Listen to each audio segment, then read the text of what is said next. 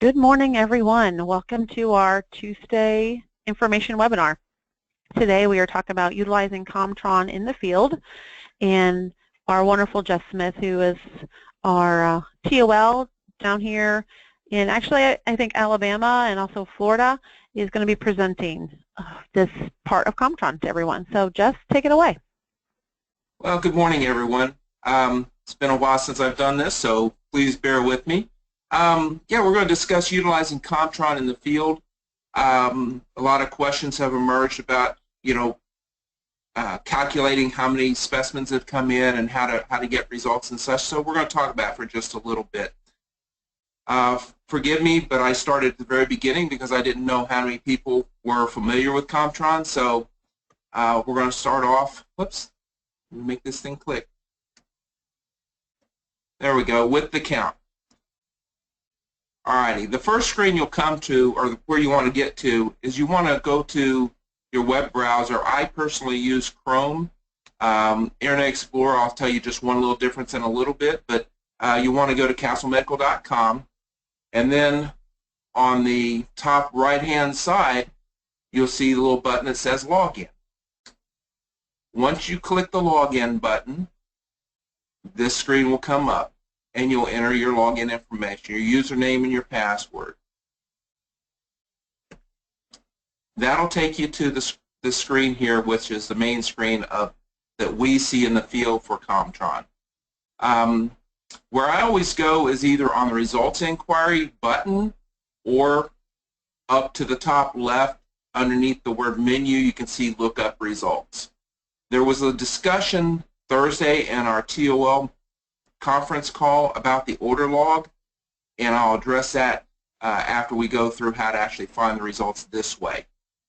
This is the way I prefer to do it, and I've been doing it for about 3 years this way. It seems to work out fine for me. Once you click the login button, or the results inquiry button, I'm sorry, it'll bring you to the screen you're seeing now. I always like to do it by order date. The order date and the collection date should be the same, but I always like to do it by the order date. The next screen the next part you'll go to is the start date. And once you can either enter the date into that box, and you have to enter it as a 6-digit or 8-digit, I'm sorry, with slashes in between, month, day, and a 4-digit year, or you can select the calendar pop-up there to the right. If you select the calendar pop-up to the right, of course you'll see this screen. I always start my date range at least a week before, because I've seen specimens that, for whatever reason, are collected, say, on Wednesday the 11th, and don't show up in Comtron until later that next week even. So I always start at least a week before. The next part is the ending date. Same scenario goes here, and I always select the date after the day I'm getting the results on. So for example, today being the 17th, I would select the 18th. And then you can't hit enter for whatever reason here. You have to actually go down and click on the start search button. Once you hit the start search, it'll take a minute depending on how big your date range is and how many specimens you're pulling up. And for HIPAA compliance, I've blocked out all the names there on the left. But once this screen first comes up, I select the test date right there at the top.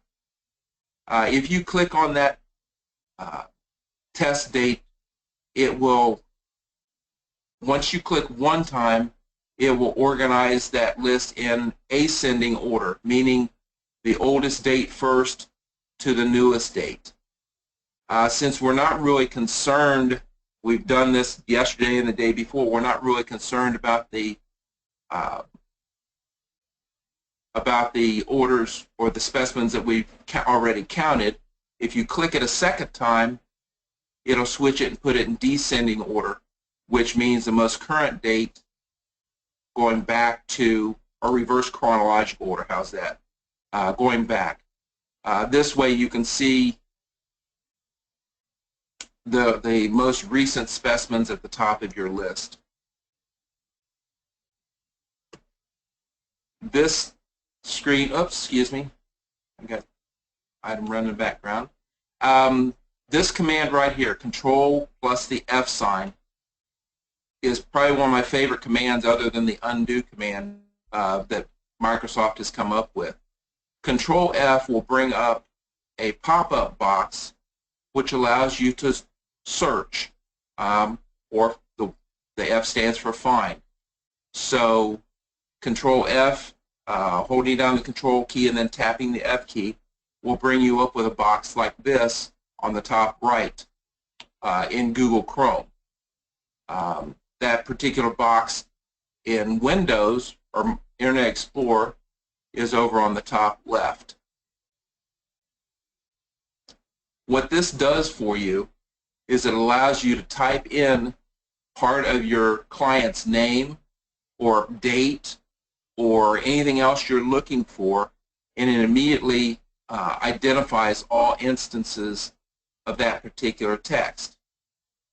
You can see here that I typed in Parkway, and it highlighted all the instances of Parkway on the results screen. It always goes to the first one. Now, if you've done one like say Parkway and you're down at the bottom one, and you type in say Dr. Walker, Dr. Timothy Walker, if there's one below there, it'll go to it. So you have to start back at the top of the screen by clicking up above the blue bar where it says test date, collection data, session number. Click up there so it actually starts from the top of the screen again. Anyway, what this does, you can see that it allows you to see how many entries there are for that particular search. So for Parkway, I can't see that little portion there, but I believe it's like 1 out of 15 maybe. And it always goes to, like I say, it goes to the first one. If you hit the little arrow keys to the right, each time you hit it, it will move on to the next one in the list. So as you hit the arrow key again, it goes to the third one. If you keep going, it'll end up, and if you're watching the date, the test date to the left, you'll see that, oh, we were searching for 5/14. Now this one was done on 5/12. So you know that that's not one you want to count. You hit the arrow key one more time, or up one, and it will take you back to the previous one, and you can see, I believe that's number 6. So you know your count for the day for Parkway Medical is 6 specimens. Simple enough. All right, I've got any questions that have come up to this point. Guess I'm going a little fast. But you're doing great, Jeff. Thanks. I don't see anybody raising hands or populating their questions, so I think you're good. Keep going. All righty, so now we're going to talk about searching for ticks. It's basically done exactly the same way. Ticks show in the Comtron as test in question. If you type the word test in, you can see that it finds it anywhere on the screen from the far left where it says new test order or edit existing test orders over to test date. But if you put a space and then put the first letter of N, it doesn't highlight those because they don't meet the criteria and goes down to test in question. That way you can see how many testing questions actually appear on your screen. In this case, it's 1 of 1. You can do this for if you want to search by a particular physician's name. I will tell you that I have a clinic that their name starts out with comprehensive. So instead of putting comprehensive in, the full name of the clinic is Comprehensive Pain and Rehab, I put in pain, and it takes me to that particular clinic. If I put in comprehensive, it would highlight every one of the words comprehensive in the panel or anywhere else that appears on the screen. This is a real simple way of finding just those particular those particular tests or practices or dates that meet your criteria. All right. Now I mentioned I'd talk about the order log for a second.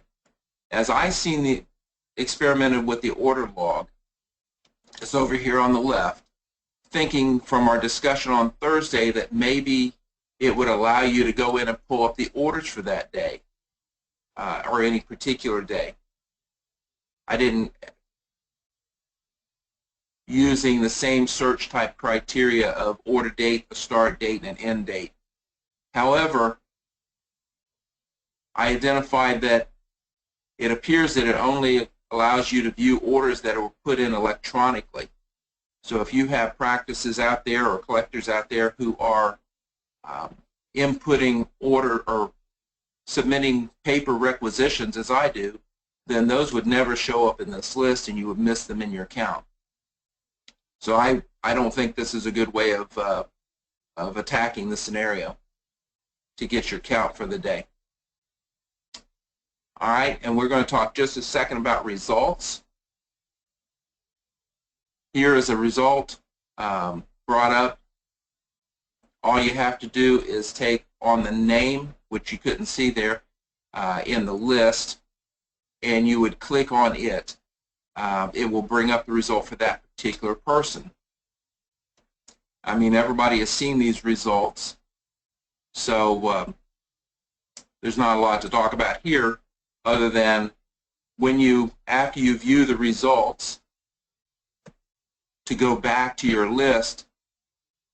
I used to click and look up results and have to type it in all over again. Now there's a button that says back to list, which will actually take you back to the full list based upon the criteria you put in at the beginning.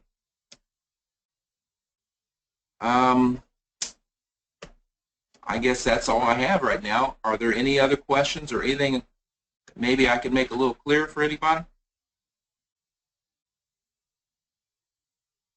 I don't have any questions out here in the world from any of the TOLs or TMs. Okay, well, if not, that's all I have. Wonderful, wonderful. I was just going to quickly look through here. Again, if you're on Lynn Sullivan, she rose her hand. Lynn, if you wanted to unmute yourself, I'm actually just looking here to make sure that I'm going to make sure. I just unmuted you, Lynn. Did you have a question?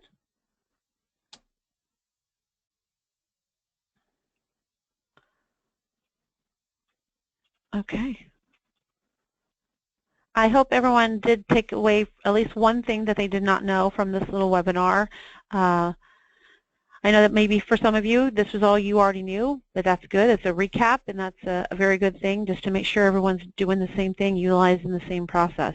So if anyone has any additional piece of information that they would like to share, please unmute yourself, or again, raise your hand. I can make sure I can unmute you.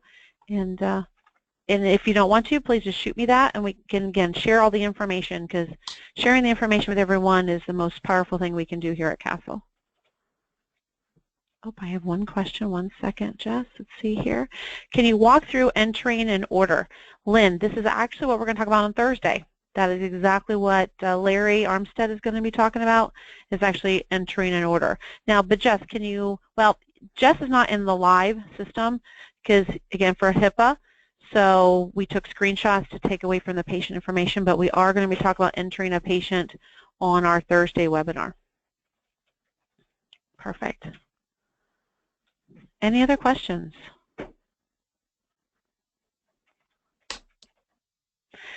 The one thing that I will, because I'm so glad everyone is on here, Thursdays, because this is probably going to be conducted in a live environment, that one will not be recorded.